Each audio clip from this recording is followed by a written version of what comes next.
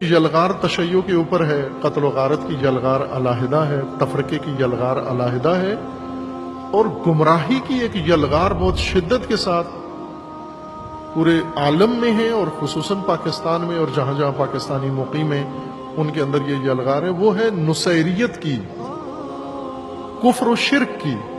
شرک بیان کرتے ہیں نصیری یعنی جو علی اللہ کہتے ہیں، نعوذ باللہ، علی اللہ۔ مثلا ائمہ اطہار کا نام کیسے لیں گے؟ وہ کہیں گے حسین جل جلالہ، نعوذ باللہ، اللہ یعوذ باللہ، علی جل جلالہ، یہ عام۔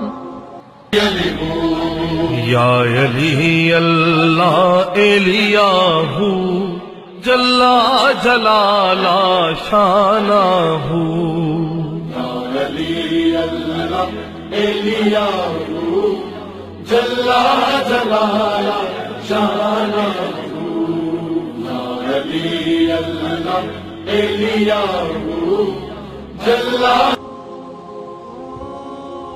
چپ رہنا حرام ہے، علماء کے لیے بھی دوسروں کے لیے بھی۔ علماء، ہمارے علماء سخت خوفزدہ ہیں، عوام سے بہت خوفزدہ ہیں، بولتے نہیں ہیں،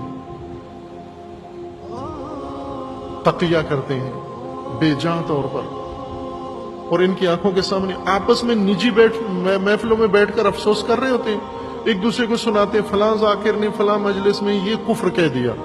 وہ بھی کفر کہہ دیا، یہاں بیٹھ کر بات کر رہے ہو، وہاں کیوں نہیں کی؟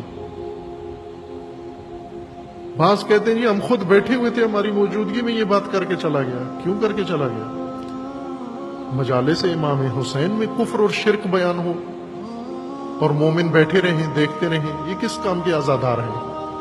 امام حسین مدینہ میں بیٹھ سکتے تھے، یزید کو تحمل نہیں کیا، برداشت نہیں کیا، وہ جو بظاہر کلمہ پڑھتے تھے۔ آپ کفر کو امام حسین کے نام پر برداشت کر رہے ہو، کیا تعلق ہے امام حسین سے؟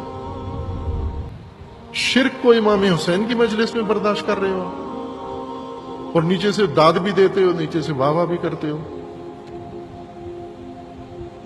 ہر مومن باقاعدہ جہاں کفر و شرک بیان ہو، مومنین باقاعدہ قیام کریں، نہی عن المنکر کریں، تشیع کو مسخ کر رہے ہیں، تشیع کو مٹا رہے ہیں، تشیع کی جڑ ختم کر رہے ہیں۔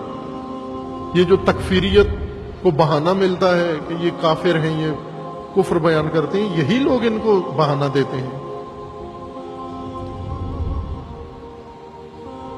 یہ کفر و شرک بیان کرنے والے ممبروں پر یہ بہانہ دیتے ہیں، وہ ان کی مجالس ان کی باتیں پیش کرتے ہیں، اور یہ کفر ہے، تشیع کی نگاہ سے بھی سری کفر ہے اور شرک ہے یہ جو بیان کرتے ہیں نصیریہ۔